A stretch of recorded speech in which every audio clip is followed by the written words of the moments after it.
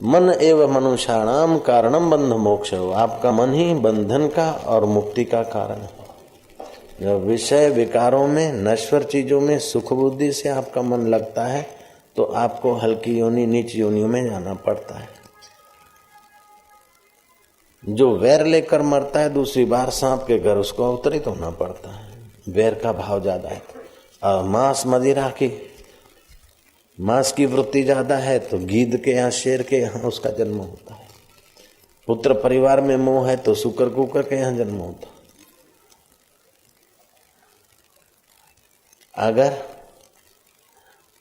आदमी बाहर से कहीं अपमानित और दुखी होकर आया है तो घर में चिड़चिड़ियापन और गुस्सा दिखाएगा। गिरा पहाड़ पर और घर में आकर खील ठोकता है। अपमानित तो बाहर हुआ लेकिन घर वालों पर आकर रुबाब मारेगा, गुस्सा दिखाएगा। ऐसे ही जो हल्के कर्म करके हल्की योनियों को पाकर नरकों में जाते हैं और वे जब नरकों की यातनाएं पूरी करके मनुष्य देह में आते हैं तो ये देवी भागवत के आधार पर आपको कथा सुना रहा हूं। भगवान नारायण ने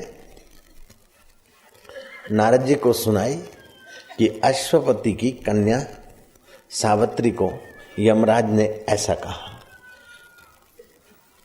वट सावित्री का आज पर्व है, व्रत दिवस है।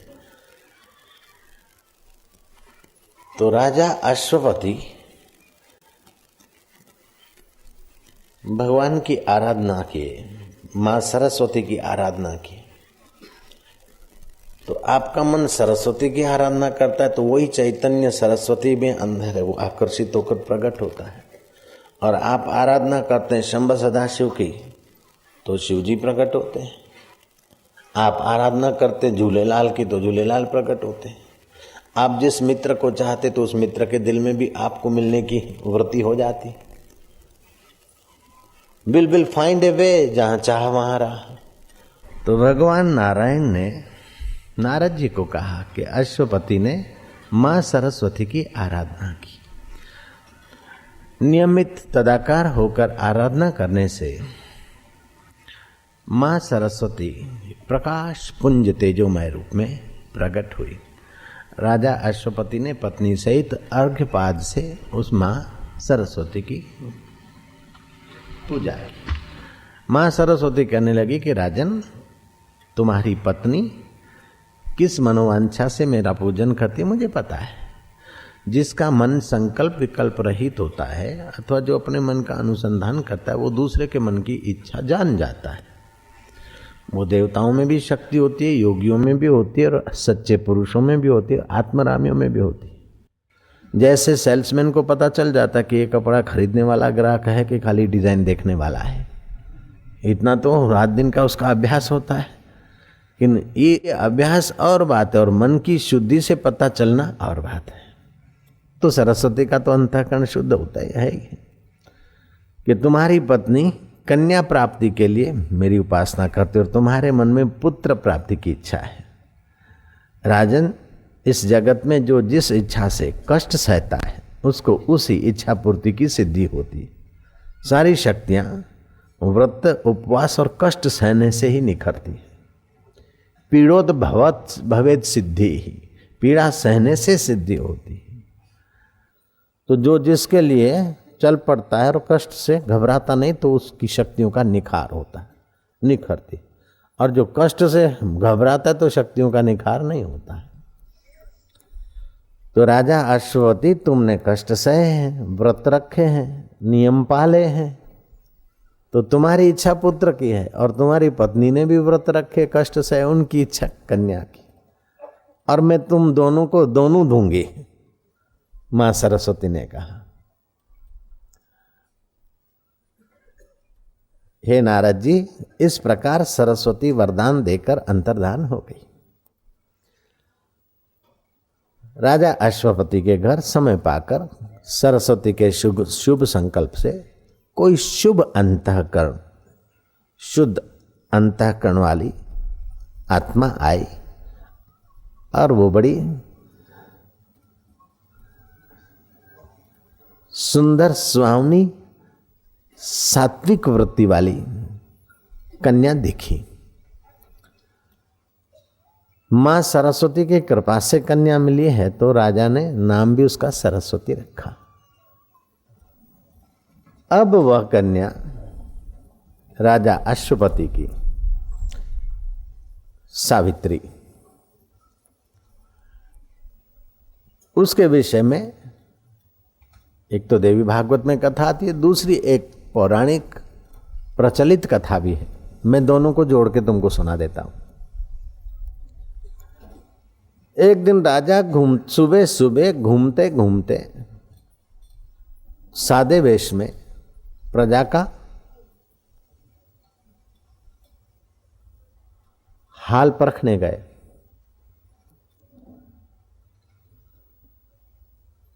तो सावित्री भी उनके पीछे हो ली। राजा को पता नहीं था। राजा घूमते घूमते भोर होने को था, सूर्योदय होने का ही था।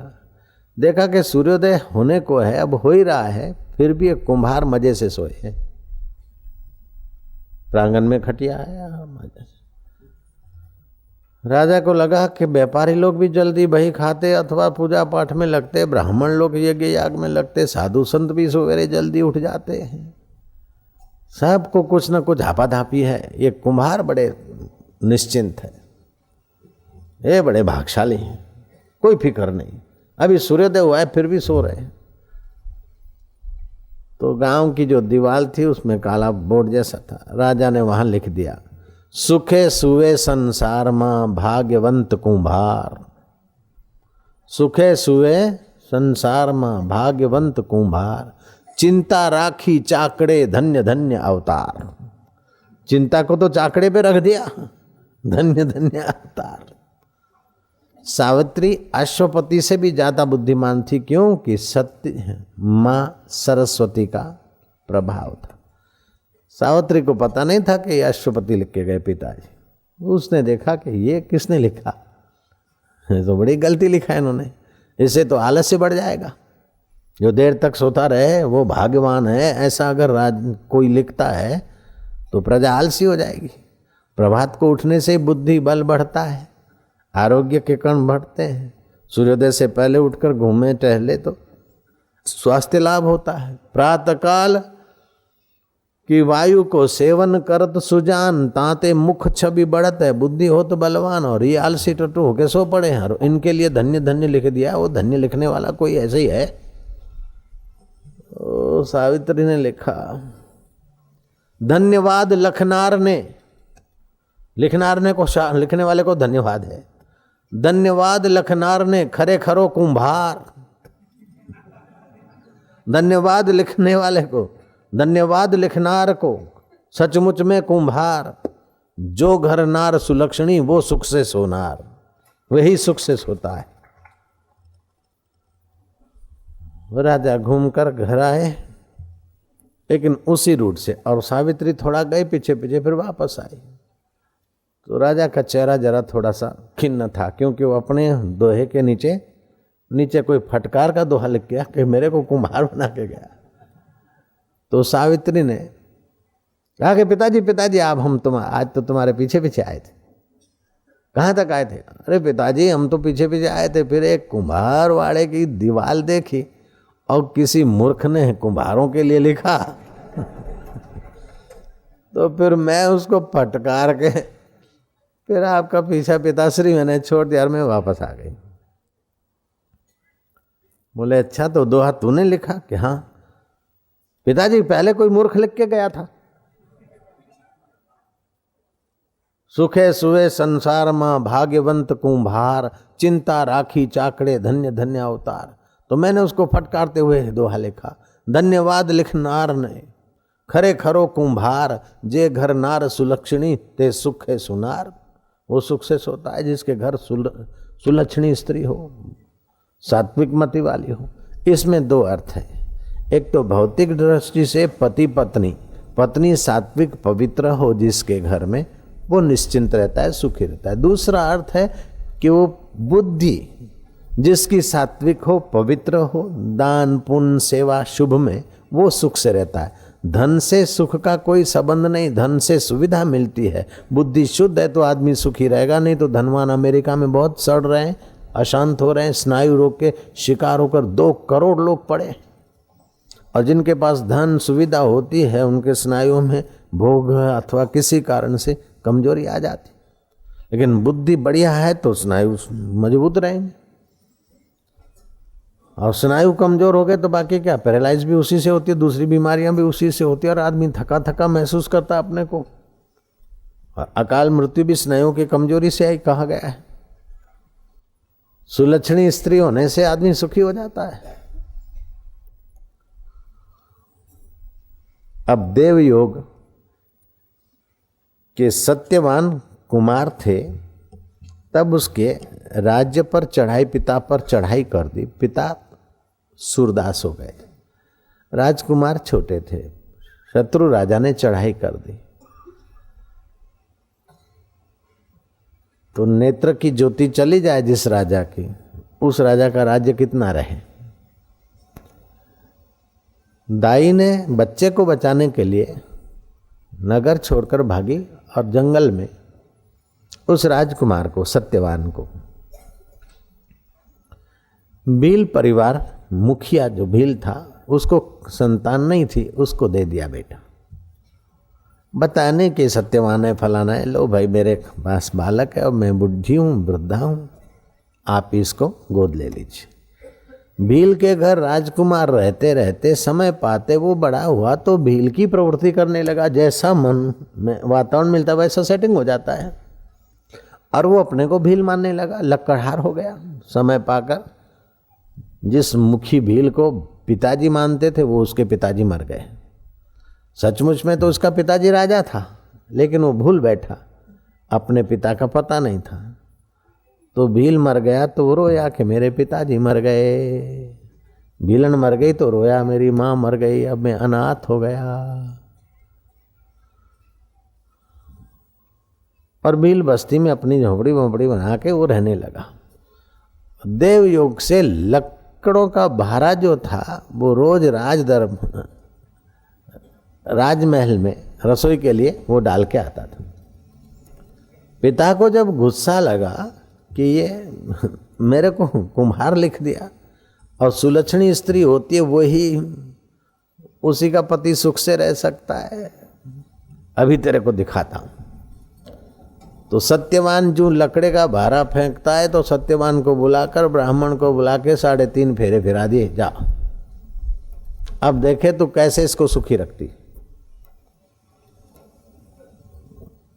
वैसे आदमी तो सज्जन था, लेकिन ईगो भी तो रहता है। ऐसा नहीं कि सज्जन में ईगो नहीं रहता है, सज्जन में ईगो रहता है तो सज्जनता का भी ईगो आ जाता है। दुर्जन में ईगो रहता तो दुर्जनता का भी ईगो, जेल में जाने का भी ईगो होता है, मैंने 3 खून किए, ये भी ईगो होता है। ऐसे मैंने 3 मंदिर बनवाए, ये भी ईगो होता है। जो भक्त होता है, सज्जनता के साथ भक्ति है, तो फिर बोले भगवान की कृपा से हुआ, भगवान ने हमको ये मौका दिया, मैं तो क्या लाया था, कुछ नहीं, और ले जाऊंगा कुछ नहीं, भगवान ने मेरे को अवसर दिया। भक्त भगवान की कृपा मानेगा, संसारी फिर अपना थोपेगा। महाराज सत्यवान घबराने लगा कि ये क्या, राजा कहीं मेरी मखौल तो नहीं उड़ा रहे, कहीं मुझे फांसी तो नहीं भेजेंगे। अपनी कन्या दे रहे हैं, इतनी सावित्री जैसी, सूख गया और मैं लकड़हार। अब इसको पता नहीं मैं राजकुमार हूं और ये राजकन्या है। विधाता जो करते ठीक करते, वो बेचारे को पता नहीं, वातावरण का असर। तब सावित्री ने कहा कि पिताजी ने मुझे आपके हवाले किया कन्यादान, और शास्त्र कहते हैं जो अपनी कन्या को सुयोग्य सत्पात्र को दान करते हैं उसे कन्यादान का फल होता है। अगर कन्या भगवान के रास्ते जाती है तो भगवान के निमित्त भगवान को दान कर दो, जयराम जी की। और लवर लेके भाग जाए इससे तो साध्वी हो जाए तो अच्छा है, जयराम जी की। अथवा संसार के दलदल में गिर जाए उससे तो भक्तानी हो जाए तो अच्छा है। तो कन्या दान किया, और जो कन्या को कुछ देकर ये दान करते तो ऐसा सब पुण्य कहा गया है। और आप घबराई नहीं, चलिए। सत्यवान उसको लाया और कहा कि तुम्हारा राजमहल कहाँ और ये मेरा भीलवास में झोंपड़ा कहाँ। सावित्री ने कहा राजमहल में भी शरीर में नींद आएगी तो वही अवस्था में पहुंचता है आदमी, और झोंपड़े में भी सोएगा तो नींद में उतना ही सुख मिलता है। खाली अहंकार में होता है कि मैं राजमहल में सोता हूँ, और अहंकार ये कल्पना करता है हाय रे हाय मैं झोंपड़े में सोता हूँ। अहंकार से ही सुख दुख की कल्पना होती है, वास्तव में तो शरीर को पता ही नहीं कि राजमहल है कि ये झोंपड़ा है। अपने मन की कल्पना ही राजमहल और झोंपड़ा दिखाती है। ये सारा जगत मनः कल्पित है। यत्र यत्र प्रपंचः तत्र तत्र सृष्टि, यत्र यत्र मनः विक्षेप तत्र तत्र प्रपंच। जहाँ जहाँ मन का पूर्णा जैसा वहाँ वहाँ दुनिया ऐसी। तो आप सुकड़ो नहीं, डरो नहीं। सावित्री भोजन बनाती और वो लक्कड़हार ले जाता। लक्कड़हार आटा सब्जी आदि कमा लाता और सावित्री घर काम करती।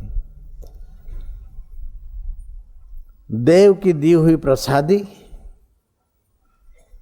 अथवा पूर्व के संस्कार मनुष्य को बड़ा साथ देते हैं। अपने किए हुए कर्म मनुष्य पशु पक्षी सब भोगते हैं।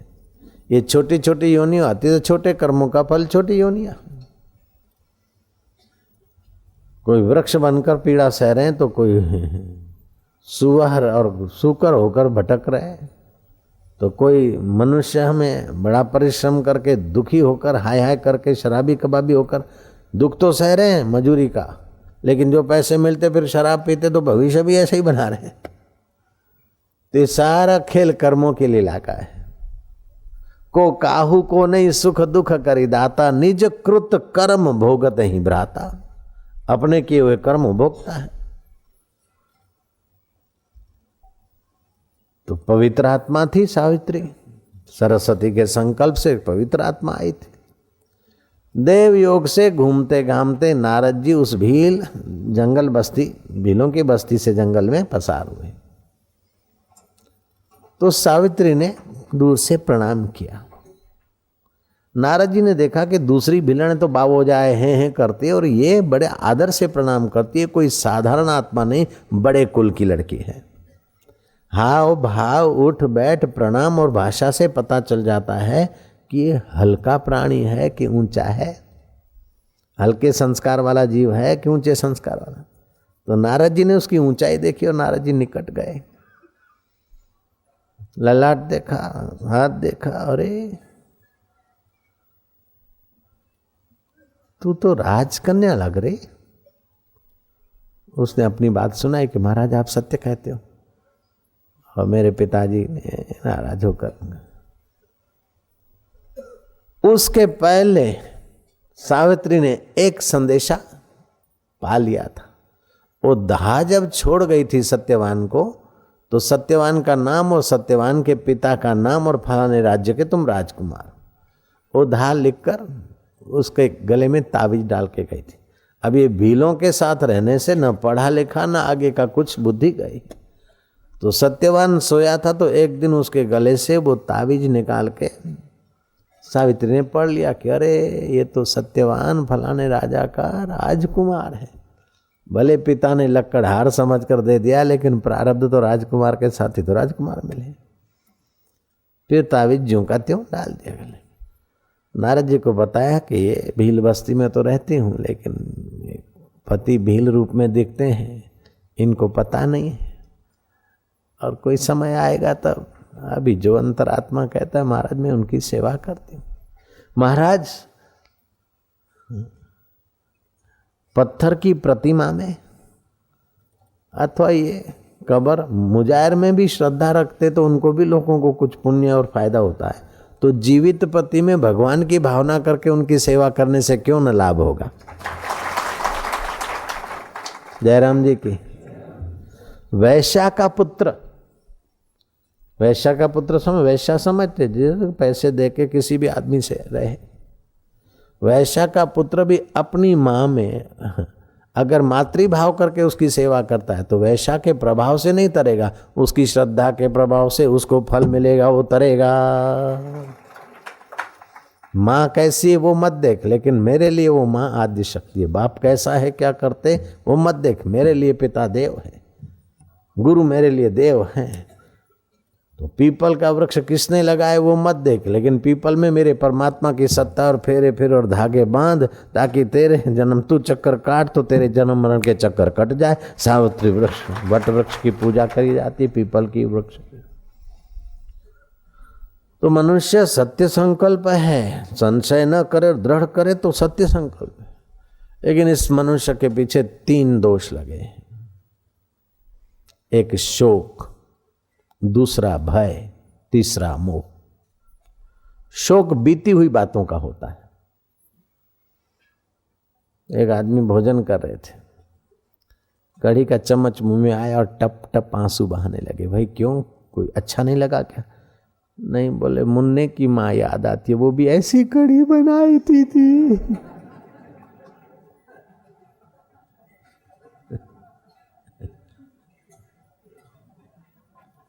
बबलू की माँ याद आती है, वो भी एक बार ऐसी कढ़ी बनाई थी उसने। अब उसको मरे हुए 13 साल हो गया।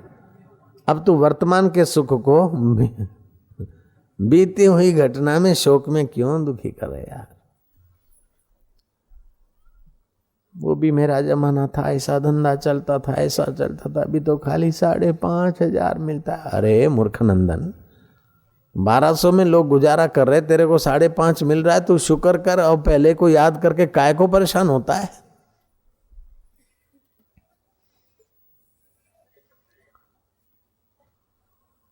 दूसरा होता है भाई, क्या होगा, ऐसा हो जाएगा, वैसा हो जाएगा, फलाना हो जाएगा।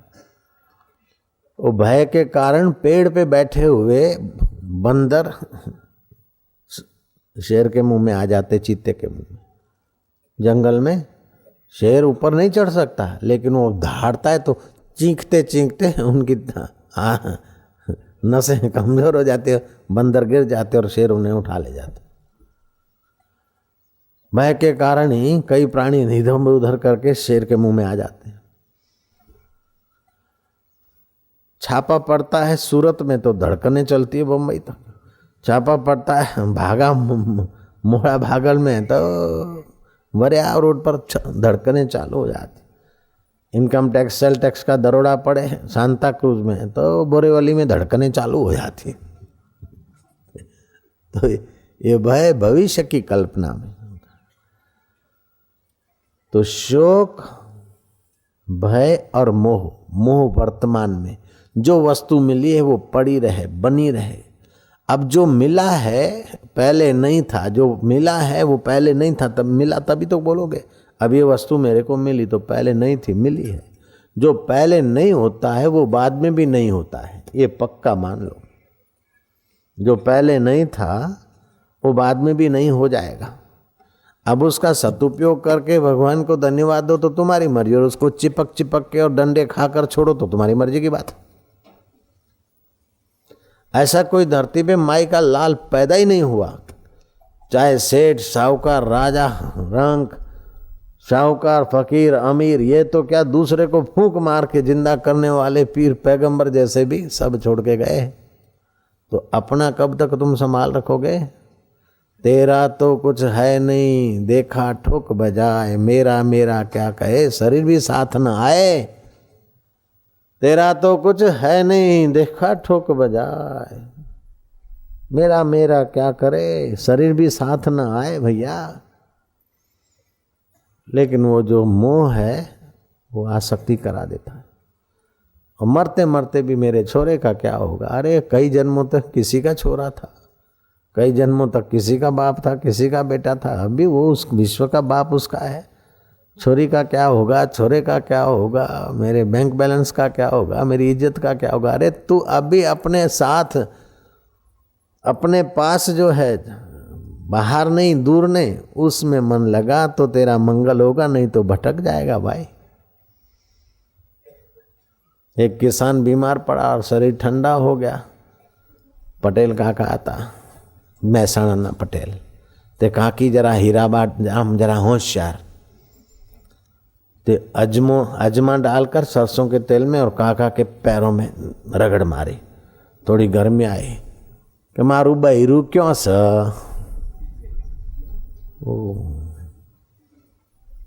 बोले आ रहे तुम्हारा छोकरा क्यों है? मेरे छोकरे का है। छोकरों को बुलाया, बोले ये चारों चार खड़े, 3 तो शादीशुदे, 1 कुंवारा है और ये 3 बहू। बोले वो અહીંયા से तो रसोड़ाમાં બલાડી दूध न બગાડા અને છોકરા હોય છે તો પછી ખડામાં ઢોરો બધું બગાડા નહીં, ખેતરમાં ચિયો ગયો। वो खड़े खेत ना बिगड़े, दुकान ना बिगड़े, दूध ना बिगड़े, लेकिन तेरी जिंदगी बिगड़ रही। सारा जीवन जो मिला है उसी को मेरा माना, लेकिन जिससे शरीर को मैं मानता था वो परमात्मा तेरा है, बाकी सब खेल है, स्वप्न है, भ्रांति है। तेरा तो कुछ है नहीं, देखा ठोक बजाए, मेरा मेरा क्या करे, शरीर भी साथ ना आए। जब शरीर साथ नहीं आएगा तो बैंक बैलेंस आएगा क्या? हाँ, किया हुआ पुण्य कर्म की वृत्ति साथ में रहे। शुभ तेरा अंतःकरण को शुभ बनाएगा, अशुभ अशुभ बनाएगा, मर्जी तेरी।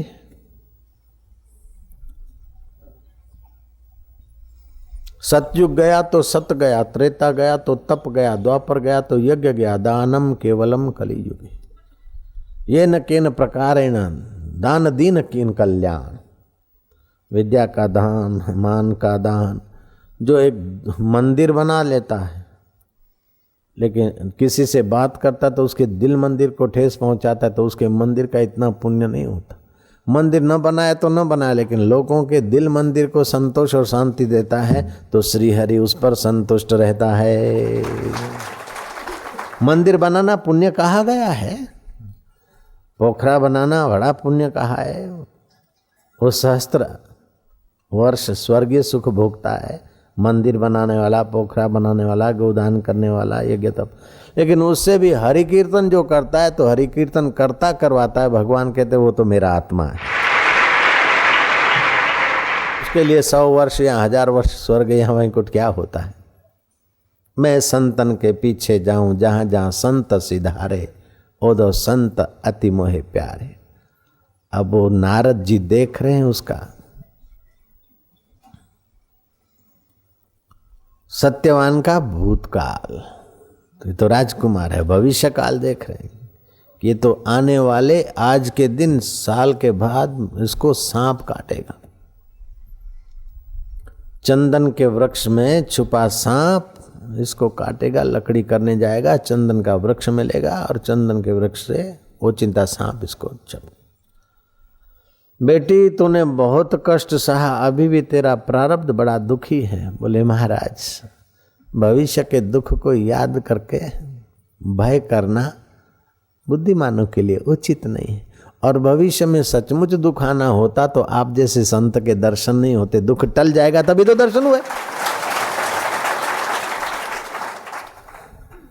भगवान के प्यारे संत मिलना, ये दुखों को, पापों को, शोकों को काटने का समझो एक वरदान मिला है।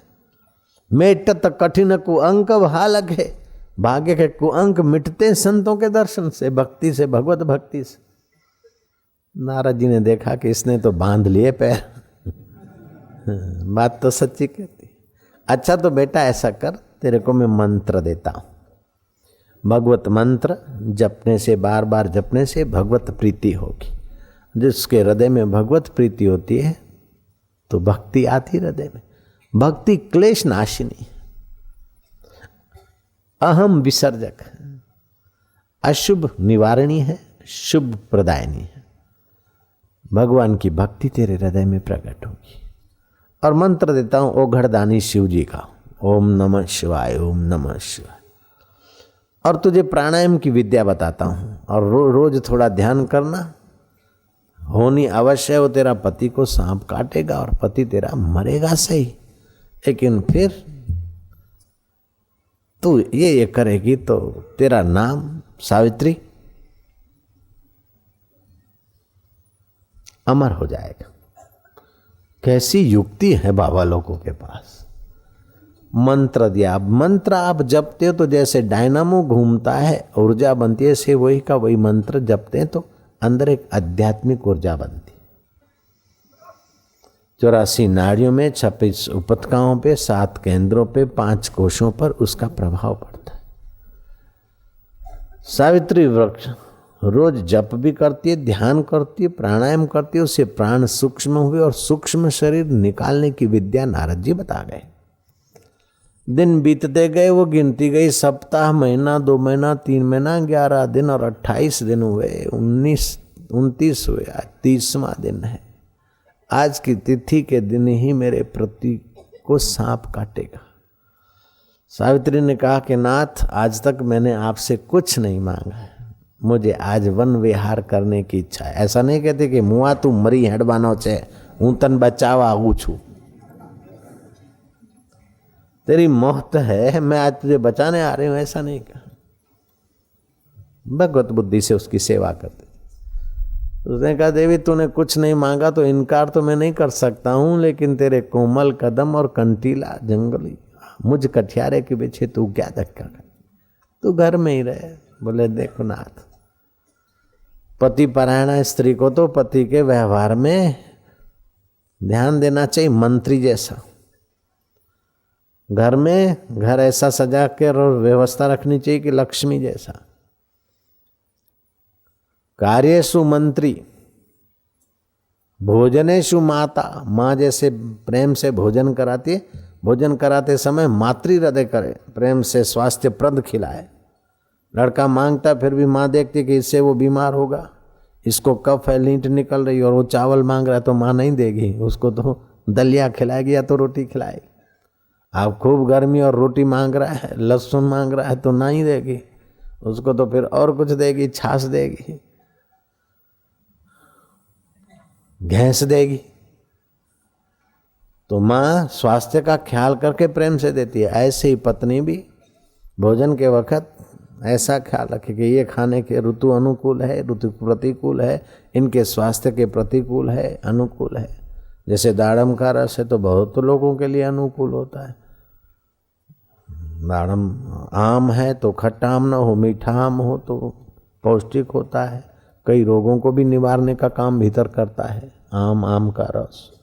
केरी खावानी सीजन हो ત્યાં સુધી બરાબર ठबारे રાખવાની।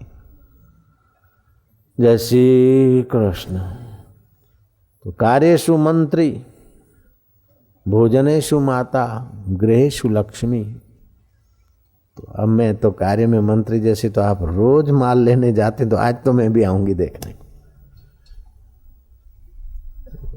सत्यवान इनकार नहीं कर सका और गई। मन में तो भगवत मंत्र था और पता था, नारद जी ने बताया कि बराबर आज के दिन सांप काटेगा। और जो डाले पे चढ़ के और वृक्ष को काटा तो वृक्ष में छुपे हुए सांप ने पकड़ लिया। वो जल्दी से पति को उतार के अपने गोद में उसका सिर रखा और पति के शरीर के और अपने की दृष्टिपात करके मंत्र जप के एक रेखा बना दी। यमदूत ने यम पास डाला, लेकिन उनका यम पास काम न करे। ये बाई कुछ मंत्र शक्ति का उपयोग कर रही है। अच्छा, तुम इस अपने पति की, मृतक पति को छोड़कर दूर चली जाओ। उसने कहा मैं तो नहीं दूर जाऊंगी, मेरे पति देव है, इनकी ये मृत्यु ही अकाल मृत्यु तो नहीं थे। यमराज की यमपाश जब व्यर्थ गई तो यमराज के पास गए यमदूत। यमराज स्वयं आया और यमराज ने देखा कि इसका आभा मंडल है, प्रभाव है। अभी कैमरा डेवलप हुआ है कि आदमी का फोटो निकालते और उसकी आभा का चित्र आता है। कलकत्ता में हमारे पास वो कैमरा वाले आए और आभा मंडल का फोटो, बोले 576 आदमियों के लिए, लेकिन ऐसी आभा बापूजी ऐसी आपकी है कि जो भी आपको देखेगा बस खींच के आएगा। ऐसा आध्यात्मिक आभा बड़ा पावरफुल है। तो स्थूल आंखों से नहीं दिखती है, कभी कभार कोई भक्त ध्यान से बैठता है तब कभी कभार दिखती है। अपने देवी देवताओं के पीछे जो सफ़ेद सफ़ेद मस्तक के पीछे सूर्य की नाई, चंद्रमा की नाई है, ये वास्तव में होता है। वो सात्विक पुरुष है ना, सात्विक आभा का आभा मंडल होता है। यमराज ने कहा पुत्री अब तुम चली जाओ, हमारे सृष्टिकर्ता का जो नियम है उस नियम में तुम बाधा न बनो। इसका आयुष्य पूरा हो गया और तुम इसको दूर रख के चले जाओ, हमें अपना काम करने दो। देखा कि अब दूत होते तो मैं जिद किया, लेकिन ये स्वयं यमराज है। श्रेष्ठ पुरुष जब कोई बात कहता है तो फिर आनाकानी नहीं करनी चाहिए, अपने कल्याण के लिए उनकी बात आदरपूर्वक सुननी चाहिए, हो सके तो मान लेनी चाहिए। सावित्री बुद्धिमान थी, पति को छोड़कर थोड़ी दूर चली गई। यमराज ने उसका सूक्ष्म शरीर निकाला, वो अपना दूर बैठ के ध्यान करके सूक्ष्म शरीर निकाला। आगे यमराज और पीछे सावित्री उसके पति के शरीर में। जो गुरुत्वाकर्षण नियम के पार गए तो यमराज ने देखा कि तू कैसे आ रही पीछे पीछे, तेरी गजब की तपस्या है भाई, कोई वरदान मांग ले और चली जा। बोले मेरे पिता को बेटे नहीं है और मेरे ससुरा को आंख नहीं है, मेरे ससुरा की आंखें हो जाए और उन्हें खोया राज्य मिल जाए और मेरे को भाई हो। बोले एवं अस्तु जा पुत्री जा। और आगे गए, देखा कि आ रही, फिर क्यों आती है? बोले ये तो मेरा ससुराल का घर और मायके घर संवारे, मेरा घर तो आपके साथ है, उजड़ा हुआ मेरा घर। बोले ये तो पति, और कुछ मांग ले। तो बोले ब्राह्मण आप मुझ पर प्रसन्न हैं तो ये बताइए कि जीव कौन से कर्मों से नरकों में जाता है और कौन से कर्म करने से जीव स्वर्ग में जाता है, कौन से कर्म से जीव तिर्यक योनि में पशु योनि में जाता है और कौन से कर्म करने से जीव चंद्रलोक में जाता है, कौन से कर्म करने से जीव सूर्यलोक में जाता है और कौन से कर्म करने से जीव प्रेत योनि में भटकता है। ऐसे कौन से कर्म करता है जिससे वो भगवत लोक को पाता है और ऐसे उससे भी कौन से ऐसे कर्म है कि वो मरने के बाद लोकांतर में नहीं, जीते जी जो भगवान नारायण को अनुभव है उसका अनुभव हो जाता है। ऐसे कौन से कर्म, क्या करने से जीव के शोक मोह और भय मिटते हैं और कैसे कर्म और कैसा संग करने से उसके शोक मोह और भय बढ़ते हैं। दुखों का मूल तो है शोक मोह और भय। हे संयमपुरी के अधिष्ठाता, मेरा आपके चरणों में प्रणाम है। अगर आप कृपा करें तो मेरे संशय निवृत्त होंगे। यमराज प्रसन्न हुए कि वास्तव में सरस्वती की दी हुई कन्या सरस्वती का ही रूप। इतने गूढ़ प्रश्न पूछ डाले, पूरी मानव जात के कल्याण की बात पूछ डाली। आज वट सावित्री व्यस्त है, इसीलिए वो कथा सुना रहा हूं आपको कि जीव कौन से कर्मों से पशु योनियों को पाता है और ऐसे कौन से कर्म है जो मानवीय योनियों में आता है। ऐसे कौन से कर्म है कि मानवीय योनि में चिड़चिड़ा होकर रहता है और ऐसे कौन से कर्म होते हैं कि मानवीय योनि में वो प्रसन्न चित्त रहता है।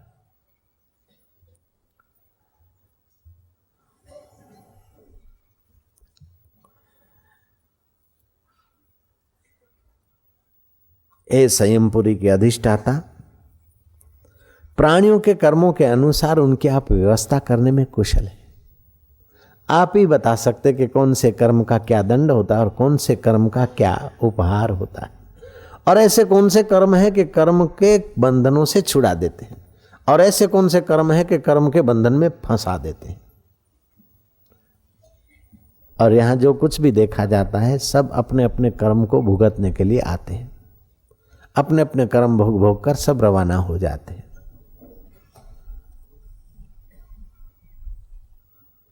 कहीं कहीं तो बड़े बड़े अक्ल वाले बुद्धिमान हैं, फिर भी उनकी आर्थिक स्थिति दयाजनक है और कहीं उनसे भी कम बुद्धिमान भी ऊंचाइयों पर बैठे। कहीं बड़े बड़े पहलवान हैं, मोटे ताजे, फिर भी उनके कर्मों के अनुसार उनको नपा तुला मिलते और कई पतले डुबले हैं और हजारों हजारों लोगों को रोजी रोटी दे सकते। कर्म प्रधान विश्व करी राखा, जो जस करे तैसा फल चाखा। तो आप ये कर्म अकर्म विकर्म सुकर्म के विषय बताए। भगवान नारायण कहते हैं कि हे नारद जी,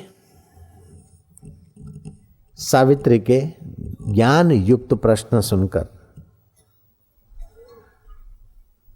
यमराज बड़े प्रसन्न हुए। अश्वपति की कन्या, सत्यवाहन की पत्नी सरस्वती दत्त वो कन्या यमराज के हृदय में भी जगह करने में सफल हो गई। यमराज प्रसन्न वदन बोले कि पुत्री,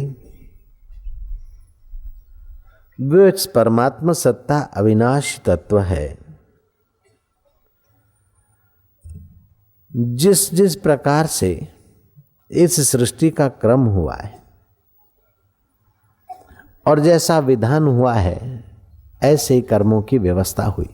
जैसे कंप्यूटर में जो प्रोग्राम फिक्स कर देते हो ऐसी चलती है। मानवी मेड, मनुष्य का बनाया हुआ कंप्यूटर सिस्टमेटिक काम करता। हमने देखा लंदन में, टिकट लिया 1 पाउंड की, मतलब 50 रुपए की। हमने मुसाफरी की 15 रुपए की। फिर हमने मशीन में वो टिकट डाल दी तो 15 कट कर 35 रुपए की हमारे उस पर लिखा गया। ये जो लोग यूरोप में गए उनके पास, उनको पता होगा प्लेटफॉर्म पर टीटीबीटी नहीं होता। आप कितने की टिकट लेके कितनी मुसाफरी के, बाकी की वो टिकट पर छप के आ जाता है। कंप्यूटर सिस्टम होता है ना।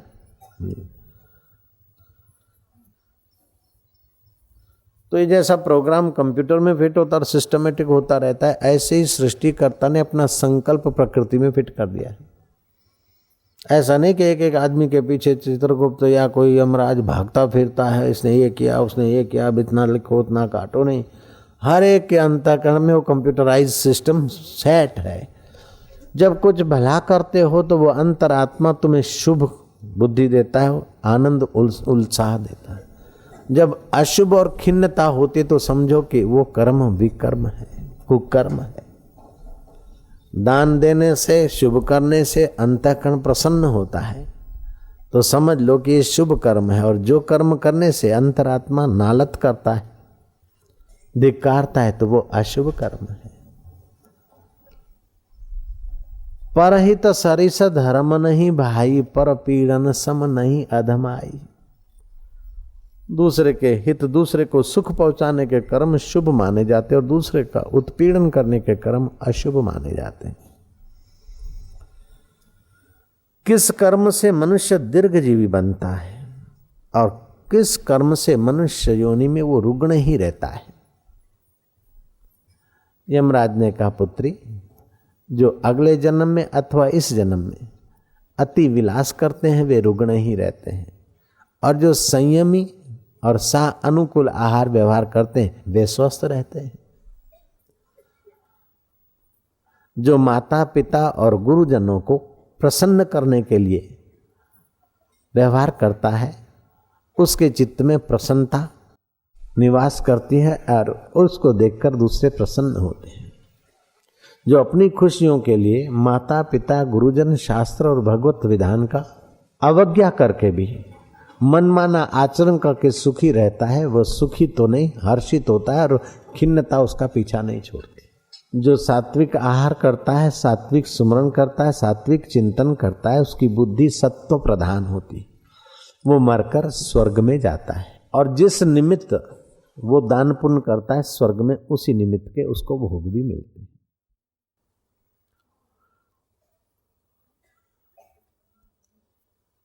जो राजसी वृत्ति का है, धन को बढ़ाने में, यश को बढ़ाने में, भोग को बढ़ाने में और मरने के बाद भी भोग मिले, इस प्रकार में लगता है, तो राजसी वृत्ति प्रधान व्यक्ति मरने के बाद फिर मनुष्य होता है। सात्विक प्रधान वृत्ति वाला व्यक्ति मरने के बाद देवता होता है। तामसी प्रधान, खाना पीना, किसी को न मानना, न सोचना, ईश्वर को, भगवान को, माता को, पिता को, और अपना स्वार्थ स्वार्थ स्वार्थ, वो जीते जी दुत्कार का पात्र हो जाता है, खिन्न रहता है, अशांत रहता है और अति पाप करता है तो उसको प्रकृति शरीर नहीं देती और वो प्रेत होकर भटकता है। प्रेत योनि से छुटकारा पाकर फिर नारक की दुख भोगता है और अंत में उसके कर्म के तारतम्य से ऊंट, घोड़ा, गधा, भैंसा, कुत्ता, बिल्ला, सुअर अपने अपने कर्मों के तारतम्य से, जैसे यहाँ कर्मों के तारतम्य से किसी का रहने का घर 3 करोड़ का है, किसी का 2 करोड़ का है, किसी का 1 करोड़ का है, किसी का 2 लाख का है, किसी का 50,000 का है और किसी का तो 1150 का झोंपड़ा ही है सब नागरिक भारतवासी। कर्मों की तारतम्यता से यहाँ भी भोग में न्यूनता अधिकता है, प्रभाव में न्यूनता अधिकता है। एक व्यक्ति है, राष्ट्रपति की पोस्ट से बोलता है और पूरे देश में क्या विश्व में उसकी बात फैल जाती है, और दूसरा दिन रात चिल्लाता है तो उसका बेटा ही नहीं उसकी बात मानता। जयराम जी की दिन भर मेहनत मजूरी करता है, फिर भी सुख से खाना पीना और कपड़ा नहीं जुटा सकता, और वो थोड़ा सा भाषण करते, जीभ को घुमाने की टेक्निक है, वो तो मौज करते, उनके नाम पर 3-3 लाख रुपया, 4-4 लाख तो क्या 50-50 लाख और 2-2 करोड़ रुपया उनके नाम पर खर्च हो जाता है। राष्ट्रपति भवन का, इसका उसका, सिक्योरिटी 2-2 करोड़ रुपया साल में। तो कर्मों की तारतम्यता से बुद्धि की तारतम्यता, व्यवस्थाओं की तारतम्यता जैसे इधर दिखती है, से मरण काल के बाद भी होती। हे पुत्री, दीर्घजीवी और अल्पजीवी, श्रद्धाहीन जो है, शुभ कर्महीन जो है, कुकृत्यधारी अल्पजीवी होता है। कोई प्रारब्ध वेग से अल्प आयु लाया और अपना काम करके चला गया, वो अलग बात है, लेकिन श्वासोश्वास लाया और श्रद्धाहीन है तो जरा जरा बात में घबरा जाएगा, जरा जरा बात में सुकड़ जाएगा, जरा जरा बात में भोगों से लालायित हो जाएगा, तो वो अकाल मृत्यु हो जाती है उसकी। और जो श्रद्धावान और सत्कर्मी है, वो छोटे मोटे दुख तो क्या बड़े बड़े भी उतार चढ़ाव आएंगे तो समझेगा कि ये दुख आया है तो मेरे पाप निवृत्त करने के लिए श्री हरि ने भेजा है, ये हरि की कृपा है, और सुख आया तो मेरा उत्साह बढ़ाने के लिए भगवान ने दिया। वो सुख और दुख के भोग तो भोगता है, लेकिन भगवान पर नजर होने से वो भगवान के लोक को पाता है।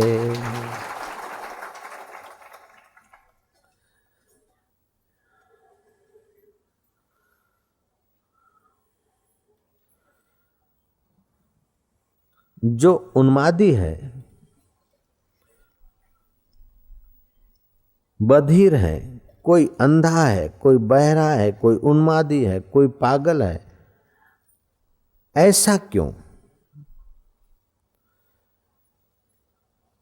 बोले पूर्व काल के कर्मों के कारण भी ऐसा होता है, और यहां असंयम के कारण अथवा किसी के चित्त की उफ के कारण भी कई लोग बहरे होते हैं। शहंशाह आलम बहरा है, जयराम जी की उफ के कृत्य के कारण कोई इस लोक में इस वक्त अशुद्ध आहार व्यवहार के कारण भी बहरे, लूले, लंगड़े, कोढ़ी आदि हो जाते हैं।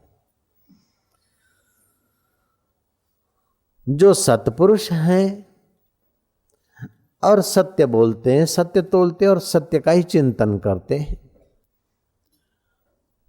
सूर्य के उपासक हैं, उनकी मृत्यु के बाद वे सूर्य लोक में जाते हैं। जो सकाम भाव से शुभ कर्म करते हैं वे भोग भोगने के लिए चंद्रलोक में भी जाते हैं, और हजारों वर्ष वहां रहते फिर मानवी देह में आते। जो देवताओं को पूजते हैं वो देवलोक में जाते हैं, यक्षों को पूजते हैं वो यक्षलोक में जाते हैं, जो प्रेतों के टूणे टोट के करते कराते वो मरने के बाद प्रेत योनि में चले जाते हैं। लेकिन जो भगवान को पूजते हैं, सुमरण करते हैं, तो भगवान के लोक में जाते हैं। हे सुकन्या सावित्री,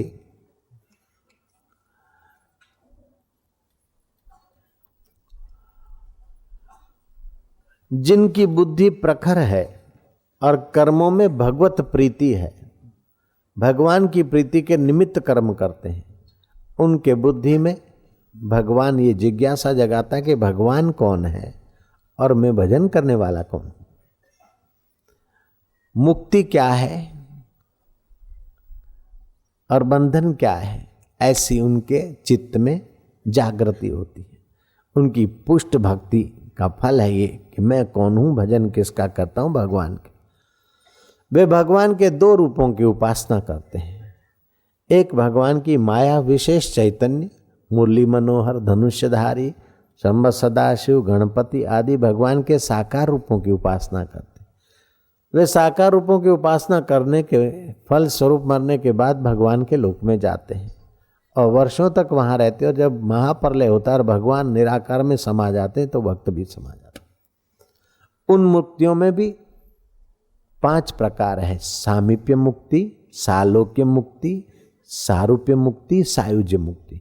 जैसे राजा के राज में पहुंच गए, ये हो गया सालोक्य मुक्ति। राजा के कारकुन बन गए, ये हो गया सामीप्य मुक्ति। राजा के मंत्री हो गए, ये हो गया सायुज्य मुक्ति। राजा के खास, बस राजा की गैरहाजिरी में आप ही संभाल लेते हो, छोटे भाई हो गए, ये हो गया सारूप्य मुक्ति। तो सालोक्य मुक्ति, सामीप्य मुक्ति, सायुज्य मुक्ति, सारूप्य मुक्ति उन भक्तों को मिलती है अपने तारतम्य के हिसाब से। लेकिन सुकन्या, तेरे प्रश्नों पर हम बड़े प्रसन्न हैं। हम तुम्हें तात्विक प्रश्न का तात्विक उत्तर देते। जिनकी बुद्धि भगवान के साकार रूप में है वे भक्ति प्रधान, भाव प्रधान भक्त लोक लोकांतर में जाते हैं। लेकिन जिनकी तात्विक बुद्धि है, भगवान जिससे भगवान है, जीव जिससे जीव है, चित्त की वृत्तियां उठती और मिटती है, उनके साक्षी स्वभाव को जो देखता है, और जैसे नारायण अपने शुद्ध स्वभाव में विश्रांति पाकर सारा माया का विलास देखकर अपने मायापति स्वरूप में ज्यों के त्यों है, ऐसे जो तात्विक चिंतक है, भगवान के निर्गुण निराकार स्वरूप का अनुसंधान करते हैं, वे शिव जिससे शिव है, सरस्वती जिससे सरस्वती है, महादेव जिससे महादेव है, नारायण जिससे नारायण है, श्रोत्र जिससे देखते हैं, नेत्र जिससे देखते हैं, श्रोत्र जिससे सुनते हैं, मन जिससे सोचता है, बुद्धि जिससे निर्णय करती है, वो बुद्धि से परे तत्व में जग जाते हैं और यही जीवन मुक्त होकर अमरता का अनुभव करते हैं। ऐसे पुरुषों का संग व्यर्थ नहीं जाता है। और तू क्या पूछती? इतने में तो यात्रा करते थोड़ी यात्रा हुई, यमपुरी में पहुंचे। कथा कहती है कि देव, ये आपने उपदेश तो दिया, अब मैं प्रार्थना करती हूं कि मैं विधवा होकर मृत्यु लोक में क्या करूंगी, मुझे यहीं रहने दिया जाए। सावित्री, ये नहीं हो सकता है, तुम्हारा आयुष्य शेष है, जाओ, तुम्हारे पिता के घर पुत्र होंगे और तुम्हारे ससुरा की आंखें ठीक होगी और उनको राज्य वापस मिलेगा। और मेरे शुभ संकल्प से तेरे ससुरा का राज्य छीनने वाले राजा को स्वप्न आया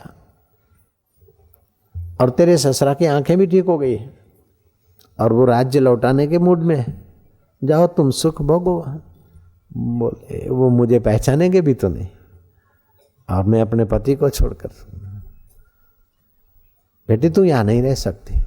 बेटी ने चिंतन किया देव ऋषि नारद का कि महापुरुष है गुरुदेव, आप ही ने मंत्र दिया जो मैं यमराज से बात और ज्ञान पूछने की योग्य हूं। आपके मंत्र की और आपकी कृपा की महिमा और आपके करुणा का बदला मैं क्या चुकाऊं देव, रक्षमाम रक्षमाम रक्षमाम। नारद जी का आह्वान किया। देखते देखते नारायण नारायण नारायण नारद जी प्रकट हुए। चित्रगुप्त और यमराज कहते हैं कि सावित्री को समझाओ, महाराज वापस लौट जाए। बोले, भाई सावित्री को मैं समझाऊं, लेकिन ये तो शिव जी का मंत्र जपती है और ध्यान करती है, योग करती है, इनको मैं क्या समझाऊं। अब आप इनका पति नहीं लौटा दोगे तो ये कैसे जाएगी। वकील हो तो ऐसे हो। गुरु वकील का काम भी करते हैं, असील का भी करते हैं, इष्ट देव का भी करते हैं। आप ऐसा करो कि ये तो शिव जी का मंत्र जप रहे हैं, भगवान शिव का आवाहन करो और शिव जी सुपर पावर, वो जो कह देंगे फाइनल। और शिव जी का आवाहन किया। कथा कहते शिव जी प्रकट, प्रभु आप ओघड़दानी, आप तो काल के काल, और ये आपके नाम का जप कर रहे हैं, योग किया है, संयम किया। ऐसी संयमी योगिनी और आपकी भक्त अगर धरती पर विधवा होकर घूमे तो फिर आपका भजन कौन करेगा? ईश्वर अगर न्यायकारी है तो फिर दीनहीन दुखी का क्या होगा? सब काम कानून से होगा तो फिर भजन का फल क्या, लागभग का फल क्या? जैसी प्रश्न, नश्वर भोग भोगने के लिए लोग नश्वर लागवग करते, लेकिन शाश्वत के साथ जब मंत्र के द्वारा लागवग हो जाती है तो शाश्वत की करुणा कृपा विशेष आनी। सामान्य रूप से तो प्रकाश सबको मिलता है, लेकिन बिलोरी कांच रखे और विशेष प्रकाश न मिले तो फिर बिलोरी कांच रखने का मतलब क्या? ये तो साधारण जीवन नहीं जीती थी, खान पान हा हा ही, ये तो आपका जप करती थी, संयम से जीती थी, एकाग्र होती थी। यमराज क्या बात है, यमराज ने कहा इसके पति की आयुष्य पूरी हो गई। बोले पूरी हो गई तो 100 साल हमारे आयुष्य में से दे दो, हमारे पास क्या टूटा है।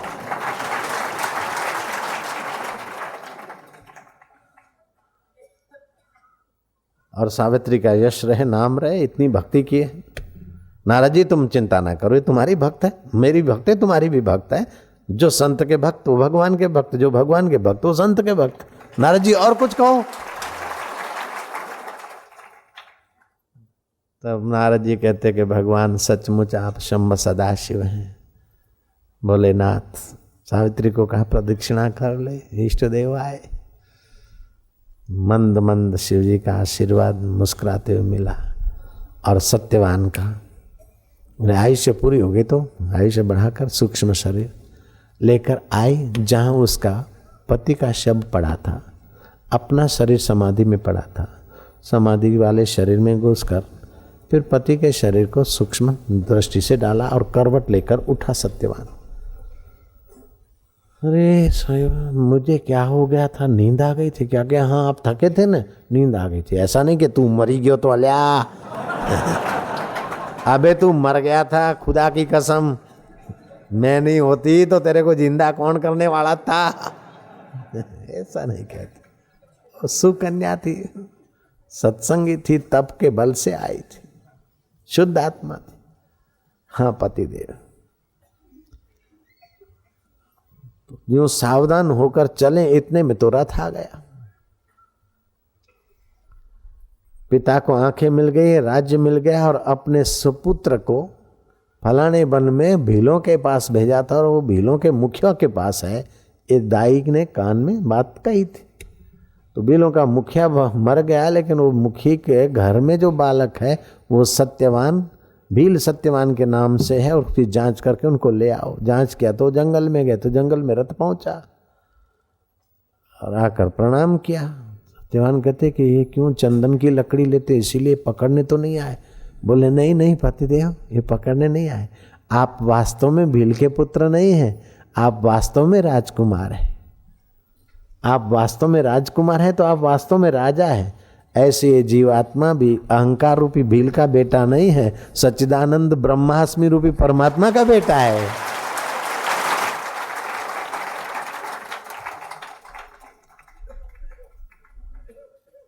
मंत्री ने प्रणाम किया और उसी रथ में बैठकर गए। वो चंदन की लकड़ी अश्वपति राजा के यहाँ डालने जाना था, अब रथ में लकड़ी ले जा रहे। राजा दंग रह गया। राजा ने खबर सुनी कि पास के राज का रथ आया है, क्या बात है, क्या कारण है, क्या है। मंत्री राजा स्वयं आया तो देखा कि वो राजकुमार के साथ और मेरी बेटी सावित्री। बोले क्या किया तूने, ये तेरे को तो मैंने भील पति दिया, क्या तूने उसको छोड़कर किसी भोग विलास के कारण क्या इसको पटाया? बोले पिताजी मैं आपकी कन्या हूँ, संसारी तुच्छ भोगों के लिए मैं अपना दिन बदलने वाली नहीं। ये आपके जमाई राज है, जो लकड़ियाँ डालते थे कठियारा के रूप में, वही राजकुमार ये हैं। और सारी बात सुनाई। पिता ने कहा कि बेटी तूने सत्य लिखा था, सुखे सुए संसार माँ भाग्यवंत कुंभार। चिंता राखी चाकड़े धन्य धन्य अवतार, ये मेरी गलती तूने संवारी और तूने लिखा था। धन्यवाद लिखनार ने खरे खरो कुंभार, जे घर नार सुलक्षणी सो सुखे सुनार। कठिया नारे को भी तूने राजा बना दिया और अमर बना दिया।